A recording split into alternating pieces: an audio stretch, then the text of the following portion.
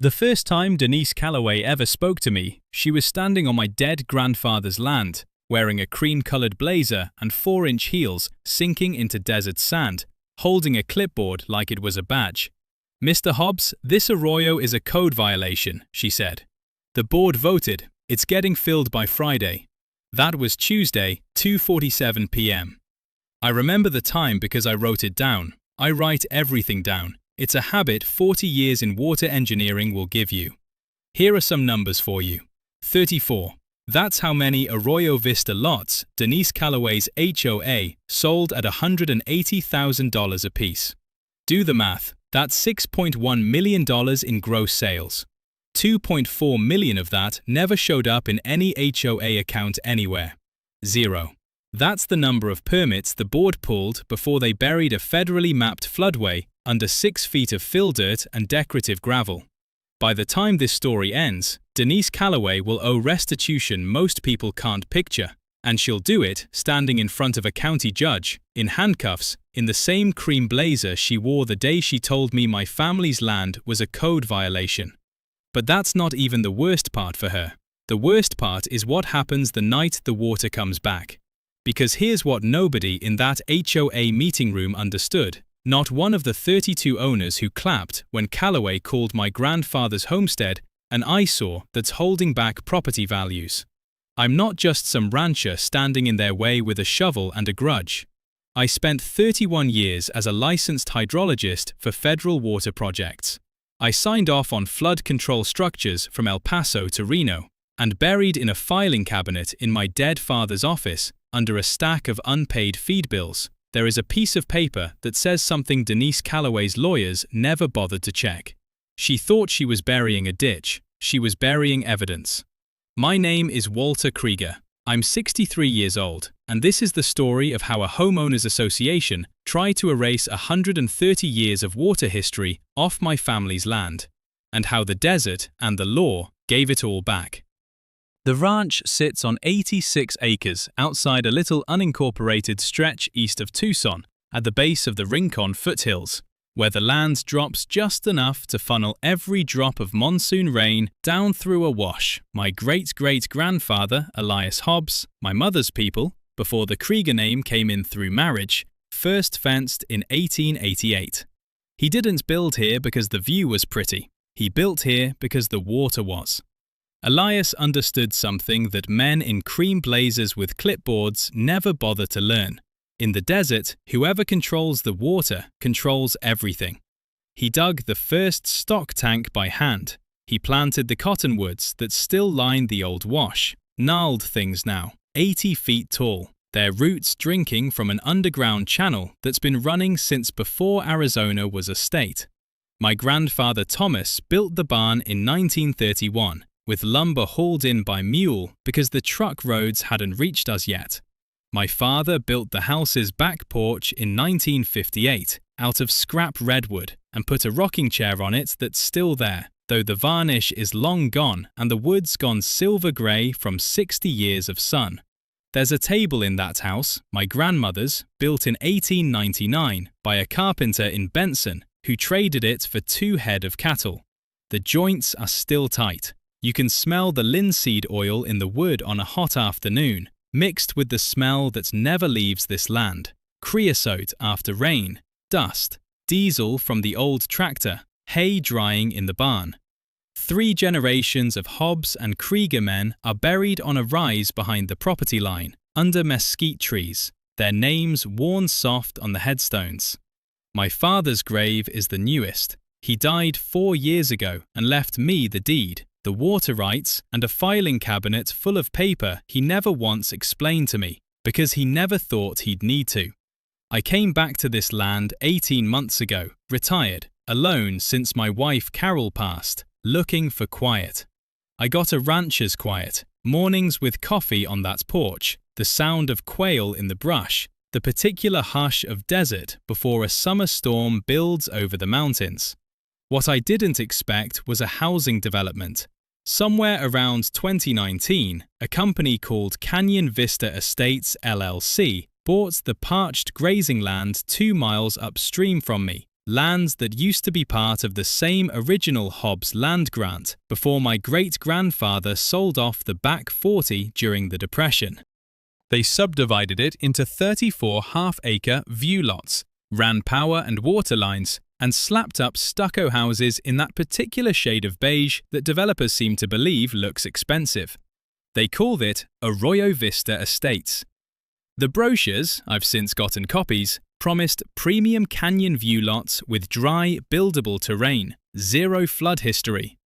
Every single one of those lots sits directly on top of, or immediately beside, the natural wash that drains 11 square miles of watershed straight through what used to be open desert, straight through my property, and straight through the very ground the HOA decided didn't fit their landscaping plan. The woman who ran that HOA, and who happened to be the managing partner listed quietly on Canyon Vista Estates paperwork, was Denise Calloway. 51 years old, drove a brand new white Range Rover with a vanity plate that said HOA Boss, which I did not make up. Always in a blazer, always heels, always that clipboard, like she was one signature away from real power.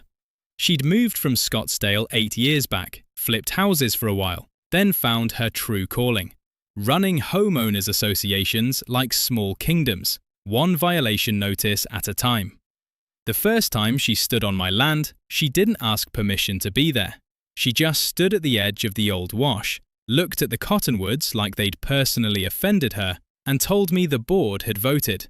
A board of 5 people, none of whom owned a single acre of the land in question, to fill in what she called that eyesore ditch, so the view lots behind it could be finished and closed on schedule. I didn't argue with her that day. I just wrote down the time and I started taking pictures. I let the silence sit for 3 days. That's not weakness, that's method.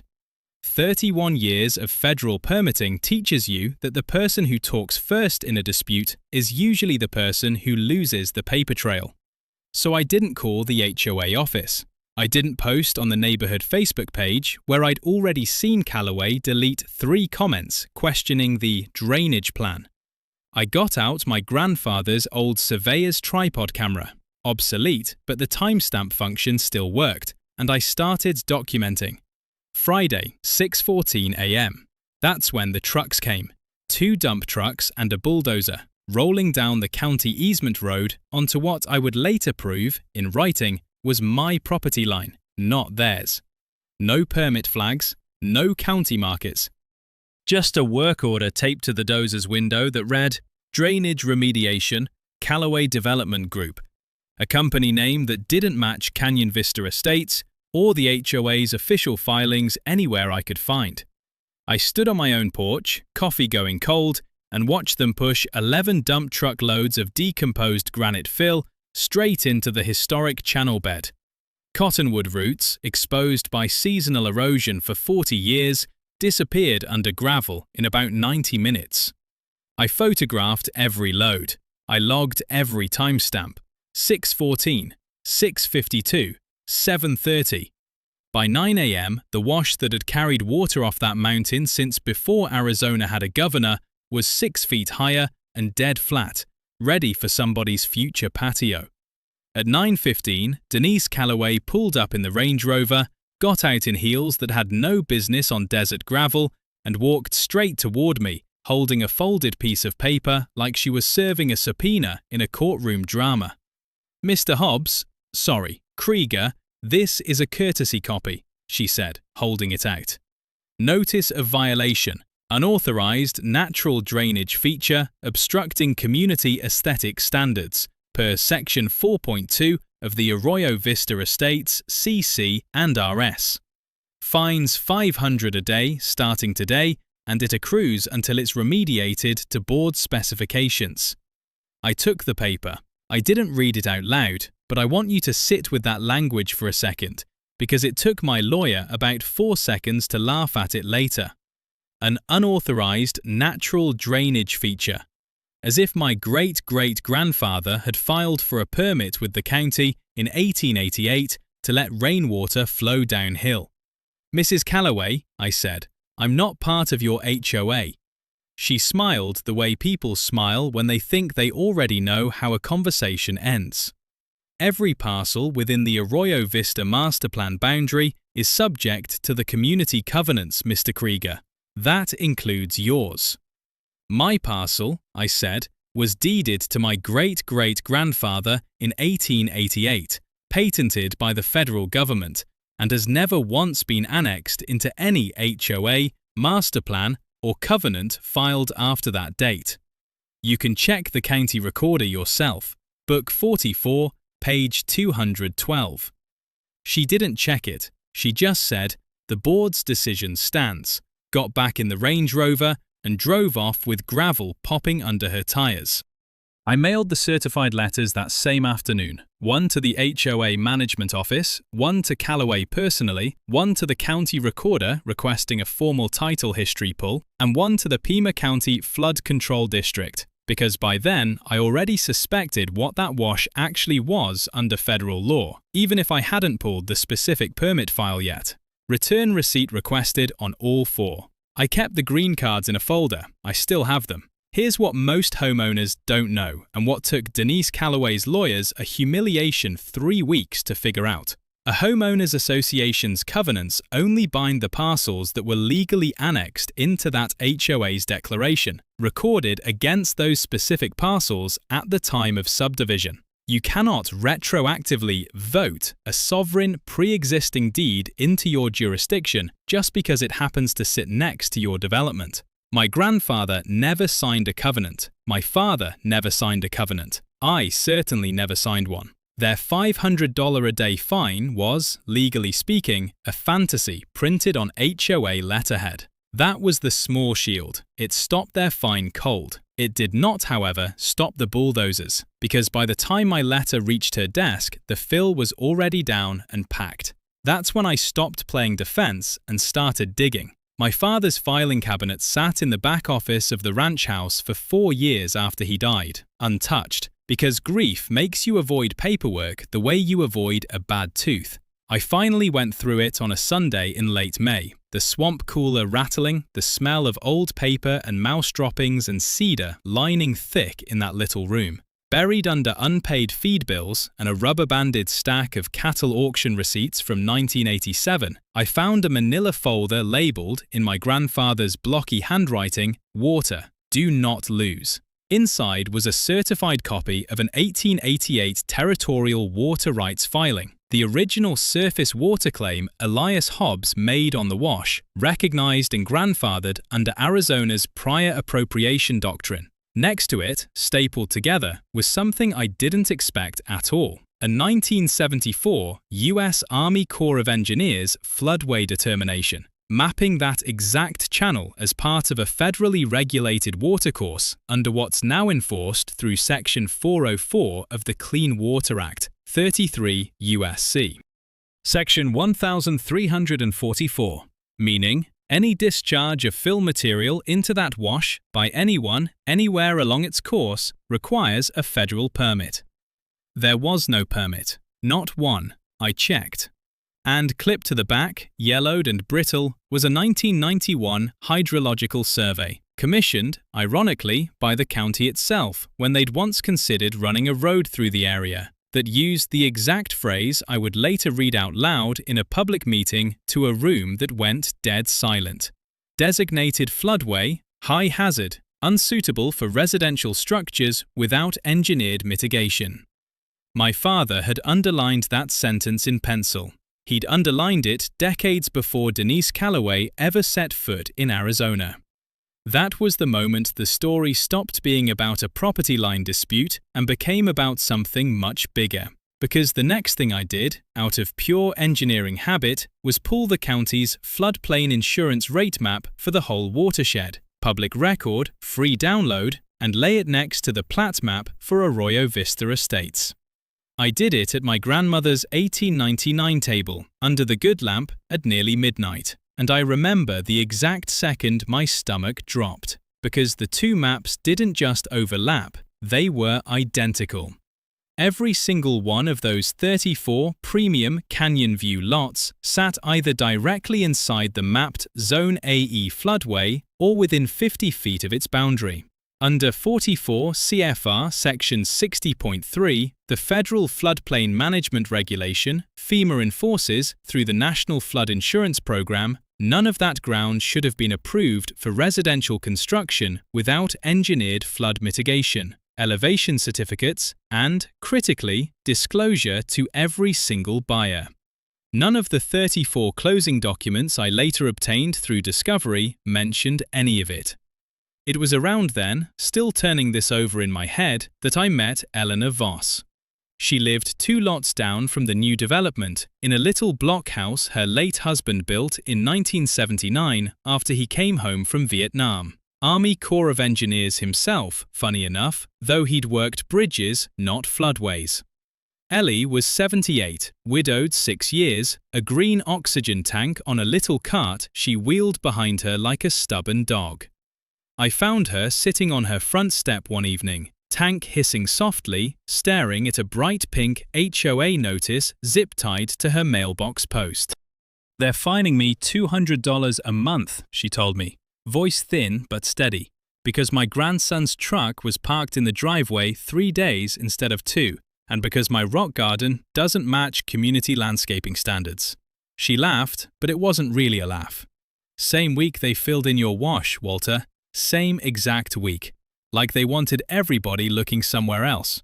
I sat with her a long while that evening, the smell of creosote drifting up off the desert after a brief sprinkle, her oxygen concentrator ticking away on the porch, and she told me something that made the whole picture snap into focus. She'd been at the last HOA annual meeting, the one where Callaway pushed through a special assessment for drainage infrastructure improvements, $600 per household, 34 new lots included, collected in advance, months before a single culvert or grate had been installed anywhere. $600 times roughly 200 existing households, plus 34 new ones already under contract. That was just the assessment. That wasn't the $180,000 per lot pre-sale money wired, according to escrow paperwork I hadn't even seen yet, to an account under a name that wasn't the HOA's operating account at all. It was under Canyon Vista Estates LLC, the same phantom name that had been taped to the bulldozer's window the morning they buried my family's water. I sat with that for a long moment, the porch light drawing moths, Ellie's oxygen machine ticking its steady rhythm beside us, and I felt something shift in my chest, not anger exactly, something colder and more useful than anger.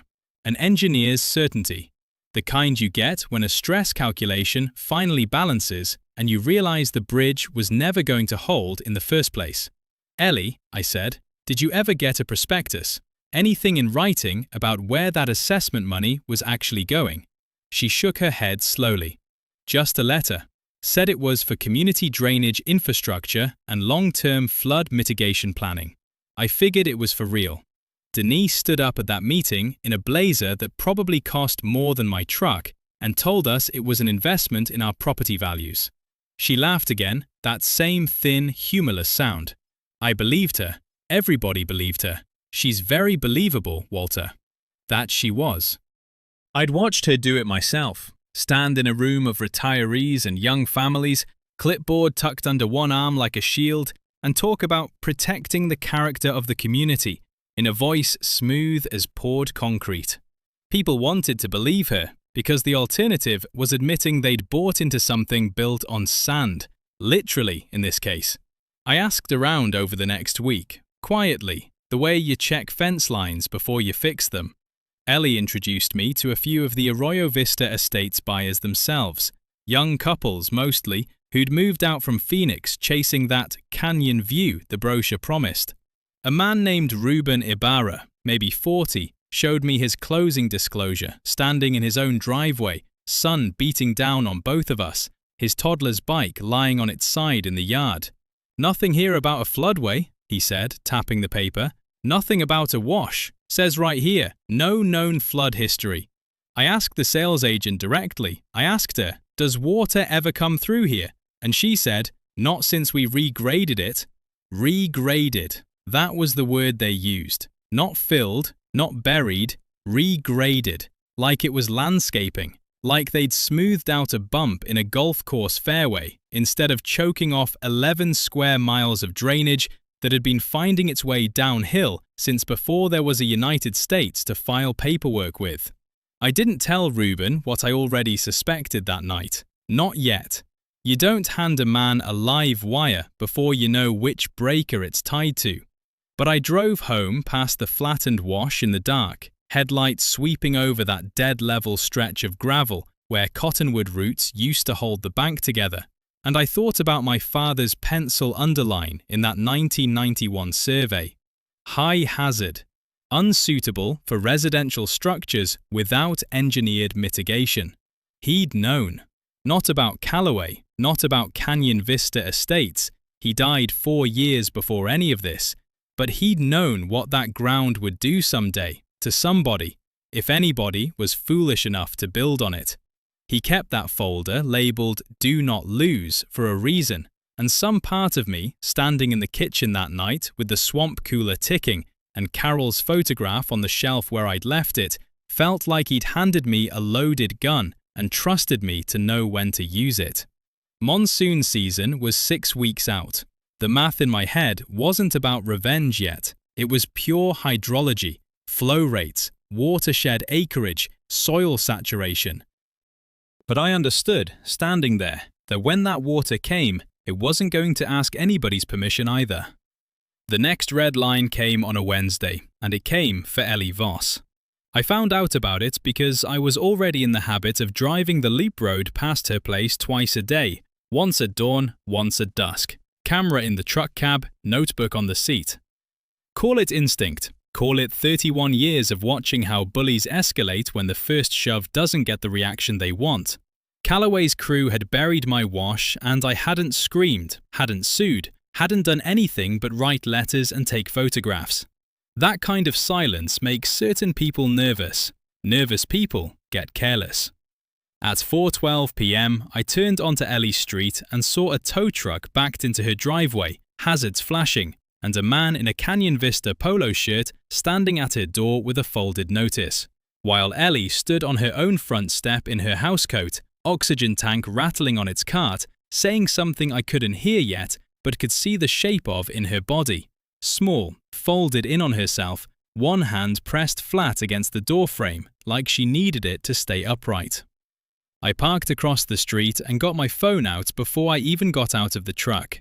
That's rule 1, and I'd learned it the hard way over the years on federal jobs.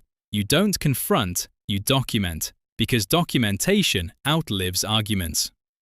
"Ma'am, the vehicle's got a lien filed by the Association for Unpaid Assessment Fees," the tow driver was saying, loud enough now that I caught it clean on the phone's mic. $240 plus the $200 a month fines comes to $1,160. Association's within its rights per the CC and Rs, ma'am. I just do the pickup. "That's my late husband's truck," Ellie said. Her voice cracked on late husbands, and I felt something go tight in my own chest watching it. "That's a 1979 Ford my husband bought the year he came home. It hasn't moved in 6 years because I can't drive anymore, but it's not doing anybody any harm sitting there." "I'm sorry, ma'am. I got a work order." I was out of the truck by then, phone up, recording, walking across the street at a pace that wasn't hurried because hurried looks like aggression on camera, and I needed this to look like exactly what it was, an old woman being robbed in broad daylight by a company that had already buried a federal floodway without a permit. "Excuse me," I said. "Who authorized this lien?" The tow driver looked at me the way men look at somebody they assume is about to make their afternoon harder. "Association did, sir. It's all in the paperwork." "Can I see the paperwork?" He handed me a single sheet, HOA letterhead, and there it was, signed at the bottom. Not by any board secretary, not by any property manager, but by Denise Callaway herself, in blue ink, dated the day before. I photographed it front and back, time-stamped 4:17 p.m, and I photographed the truck's VIN plate, and I photographed Ellie standing in her doorway with her hand on the frame and her oxygen line trailing behind her like something out of a documentary about people nobody bothers to protect. Here's what most homeowners don't know, and what I explained to Ellie right there on her porch while the tow driver waited on his radio for instructions. Under Arizona Revised Statutes Section 33-1807, a homeowners association cannot foreclose a lien or seize personal property for unpaid assessments without providing written notice of the specific delinquency, a right to a payment plan, and, critically, a minimum notice period before any collection action, typically no less than 30 days, along with an itemized accounting of the debt. A 5-minute tow order signed the day before, with no prior certified notice on file, isn't collection. It's theft, dressed up in letterhead. "Ma'am, I'd hold off," I told Ellie, loud enough for the driver to hear too. "This lien doesn't meet statutory notice requirements. If that truck leaves this driveway, that's an unlawful seizure, and I'm a witness, and I've got it on camera." The driver, to his credit, wasn't interested in getting personally tangled up in something above his pay grade. He got back in his cab, said he'd confirm with the office, and pulled out without the truck. Small mercy. But it wasn't the driver I was worried about anymore. It was what this told me about Callaway, that with her development timeline apparently under pressure, she was moving from paperwork bullying into outright illegal seizure, and she was doing it to a 78-year-old widow on oxygen, because Ellie was the softest target on the street. That was the moment I stopped thinking about this as a property dispute and started thinking about it as a case. I drove home that evening with the truck windows down, the smell of creosote and distant rain riding the air. The mountains had that particular bruised purple look they get before the monsoon really opens up, still 2 or 3 weeks out by my read of the humidity and the cloud build-up over the rincons, and I sat at my grandmother's table until midnight, building a folder that wasn't for me anymore. It was for Ellie, for Ruben Ibarra and his family, for every homeowner in that development who'd been sold a lie in a beige stucco box.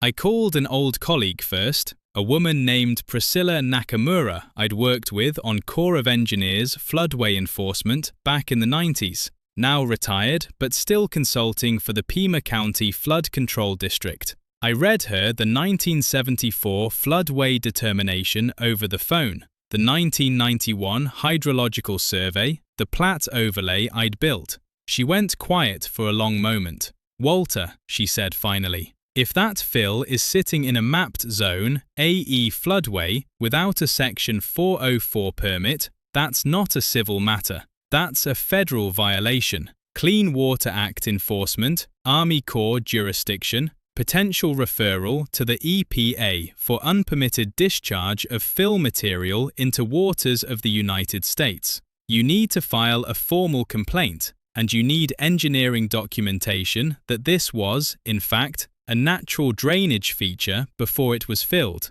because they'll argue it was just a ditch. It wasn't just a ditch. I had 130 years of proof that it wasn't just a ditch. Over the next 10 days, I built the case the way you build a flood control structure, methodically, with permits, with paper, with people who could stand up in a room and say what they saw. I filed a formal restoration notice with the county, invoking my own grandfathered water rights under the 1888 territorial filing, and I applied, successfully, in 11 business days, expedited because of the documented federal violation, for an Army Corps of Engineers restoration permit to remove unauthorized fill from a designated floodway on my own deeded property. That permit, when it came through, authorized me to do exactly what Denise Callaway had feared without knowing it: legally excavate the fill on my land and restore the historic channel to its natural grade. I sent certified notice to the HOA, to Canyon Vista Estates LLC, and to every property owner on record in Arroyo Vista Estates, informing them, in plain language, that restoration work would begin on my property on a specific date, that it was federally permitted, and that any structures downstream of the natural drainage path did so at their own documented risk, since the floodway status had now been formally re-established on public record. I wanted witnesses. I wanted paper. I wanted no one, ever, to be able to say they hadn't been told. I also drove out one more time to see Ruben Ibarra, and this time I brought the folder. I laid the 1974 floodway map next to his lot survey on his kitchen table, his toddler asleep in the next room, his wife standing in the doorway with her arms crossed, and I watched his face change the way mine had at my grandmother's table at midnight. They knew, he said quietly. They had to know. They knew, I said. The question now is whether the county, the Corps, and eventually a judge get to know it too, on the record, before or after your house floods. He looked at me a long moment, then out the window at the flat gravel yard where a wash used to run, and he said the thing I'd been waiting for somebody inside that development to say out loud. What do you need from me? A signed statement, I said, about what the sales agent told you, about regraded. And when the water comes, because it's coming, Ruben, I can already see the cloud build-up over the rincons, I need you to let the county inspector and the sheriff see it with their own eyes, not just hear about it second-hand. He nodded slowly, and outside, far off over the mountains, I heard the first low grumble of thunder that had nothing to do with any storm yet, just heat building on heat, the desert clearing its throat before the real season began. The monsoon came on a Thursday night, 3 weeks after I filed the restoration notice, and it came the way real Arizona monsoons come, not gently, but all at once, like the sky had been saving up. I'd finished the excavation 2 days before the storm hit, working with a permitted contractor, County Flood Control Inspector Priscilla Nakamura standing on site with a clipboard of her own, a real one, backed by actual authority, verifying every load of fill we pulled out matched the restoration plan on file. We'd cut the channel back down to its historic grade, cleared 6 feet of decomposed granite off the cottonwood roots, and by the time we finished, the old wash looked the way it must have looked in 1888, raw, scarred, but open. Waiting. I'd sent the notices. Everyone downstream had been told, in writing, with dates, that the historic floodway was being legally restored and that any structure built within its boundary was at documented risk. I'd copied the county. I'd copied the Corps. I'd copied, for good measure, the local paper, because Priscilla told me something I never forgot. Walter, the law doesn't punish people for what they don't know. It punishes them for what they were told and ignored. Thursday, 9:52 p.m. I remember the time because it's burned into me. The first wall of water came off the rincons. I stood on my own porch in the rain, that same rocking chair creaking behind me, watching lightning strike the ridgeline in long white cracks, and I heard it before I saw it. A sound like a freight train made of gravel, the wash filling from bank to bank for the first time in over a decade. Water the colour of chocolate milk roaring down the channel my great-great-grandfather had first fenced 136 years earlier. It ran clean and fast across my land, exactly where it was supposed to, exactly where the 1888 filing said it always had, and it kept going, downstream, toward Arroyo Vista Estates. I found out what happened next mostly from Ruben Ibarra's phone video, which he sent me at 11:40 p.m. that same night, and later from Priscilla Nakamura's official incident report, and later still from the sheriff's deputy's sworn statement in court. Denise Calloway had gotten the flood warning same as everyone else. Pima County pushes those alerts to every phone in the watershed, and instead of evacuating her 34 premium Canyon View lots, she'd called her contractor at 10 at night and had him bring a loader out to my property line in the pouring rain, trying to push a makeshift berm across the restored channel to divert the water away from the development and presumably back toward wherever she thought it wouldn't matter. That decision is the one that ended her. Because by the time she got that loader onto the county easement, Priscilla Nakamura was already there, having driven out the moment the flood warning hit, specifically to monitor the restoration site. Standard protocol for a newly permitted floodway during its first major flow event. A sheriff's deputy was with her, called out for the same reason, road safety on a flooding rural route. And Ruben Ibarra was there too, having driven up from his house against every piece of good sense, phone out, filming, because I told him 3 weeks earlier, when the water comes, I need you to see it with your own eyes. What they all watched, in the beam of the loader's headlights and the strobing flash of lightning, was Denise Calloway standing in the rain in a rain-ruined blazer, screaming at her contractor to "Just push it, push the dirt, I don't care about the permit," while floodwater, already 6 inches deep, ran across the road behind her. "Ma'am, step back from the equipment," the deputy said. "It's on the body cam footage, which came out at trial." "Ma'am, this is an active floodway restoration site under federal permit. You cannot obstruct it." "This is my development," Calloway shouted back. "And I want you to understand, this is a direct quote, sworn to under oath later. That water doesn't belong here. Get that thing moving, I'll deal with the paperwork tomorrow." She grabbed the loader operator's arm when he hesitated, trying to physically pull him back toward the controls. That's the moment the deputy moved in. That's the moment Priscilla Nakamura, standing there in a poncho with rain running off her clipboard, a real clipboard carrying real weight, turned to the deputy and said, on camera, "I am formally documenting an attempt to illegally obstruct a federally permitted floodway restoration in progress during an active flood event. This is a Clean Water Act violation, and given the nature of the interference, I'd also call this reckless endangerment." They arrested her right there on the shoulder of the road, in the rain, in front of Ruben's phone camera, in front of a county inspector, in front of a sheriff's deputy, at 11:52 p.m. Water running past all of their boots on its way down to Arroyo Vista Estates. I wasn't there for the arrest. I was on my own porch, dry, watching the water do exactly what water does when you stop pretending it isn't there. I never touched Denise Calloway. I never had to. I just stopped lying to the desert, and the desert did the rest. By morning, 6 of the 34 Arroyo Vista lots had standing water inside the garage slabs. 2 of the newer show homes, built lowest in the old channel bed, had 4 feet of water through the ground floor. No one died, no one was hurt. That mattered to me, standing there watching the news helicopter footage the next day. I'd built my whole plan around restoring water to its rightful path, not around hurting people. And thankfully, the actual damage, while expensive, was contained to structures, not lives. But it was enough. It was more than enough. The case took 14 months to reach sentencing, and by the time it did, the picture Priscilla Nakamura, the county attorney, and eventually the FBI's white-collar unit had assembled made Denise Calloway's midnight loader tantrum look like the least of her problems. Canyon Vista Estates LLC turned out to be wholly owned, through 2 shell layers, by Calloway herself, alongside her HOA management company.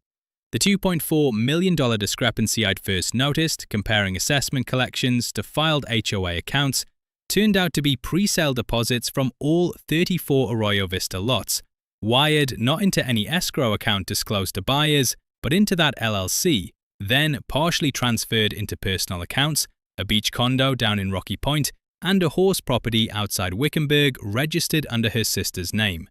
She was charged with wire fraud under 18 U.S.C. Section 1343 for the misrepresented closing disclosures wired across state lines to out-of-state title companies, with violating the Clean Water Act under 33 U.S.C. Section 1344 for the original unpermitted fill and the attempted midnight obstruction, and, thanks to Ellie's truck, with elder financial exploitation under Arizona's elder abuse statutes for the unlawful lien and seizure attempt against a vulnerable adult without statutory notice.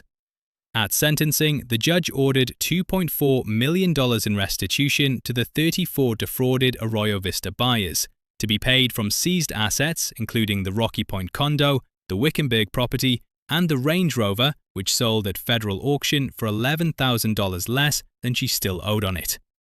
She was sentenced to 7 years in federal prison, with the judge specifically noting on the record a total absence of remorse and a continued attempt to obstruct justice during an active emergency, endangering first responders and residents alike. Her HOA board resigned en masse within a month, none of them charged criminally, though 2 were named in the civil suit and settled for a combined $90,000 into the homeowner's restitution pool. The loader operator testified against her in exchange for immunity. He'd known, he said, that the work wasn't permitted, but he was making $18 an hour and needed the job. I don't hold that against him. Callaway built a machine designed to make ordinary people complicit in her fraud, one paycheck at a time. Ruben Ibarra and the other affected homeowners got restitution checks that covered most, though not all, of their losses, plus a court-ordered buyout option from the county for the 6 lots sitting deepest in the restored floodway, since no engineered mitigation could realistically make that ground safe again. Most took it. A few elevated their homes instead, at their own cost, eyes open now. Ellie Voss got her husband's truck back within a week, the lien voided, an apology letter from the county that she keeps taped inside her kitchen cabinet like a trophy. 6 months after the trial, the remaining homeowners, in their first honest election in years, voted her in as HOA president.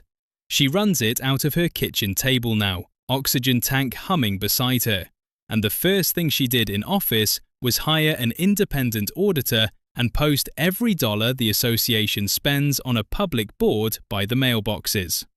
The wash still runs on my land, wild and unpaved, the way Elias Hobbs left it in 1888.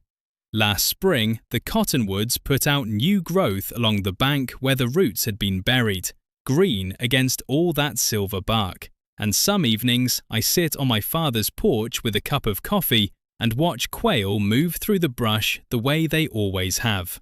And I think about how close this land came to disappearing under somebody's idea of a view lot. I've learned a few things I didn't fully understand before this happened. Silence, held long enough and documented carefully enough, is its own kind of weapon.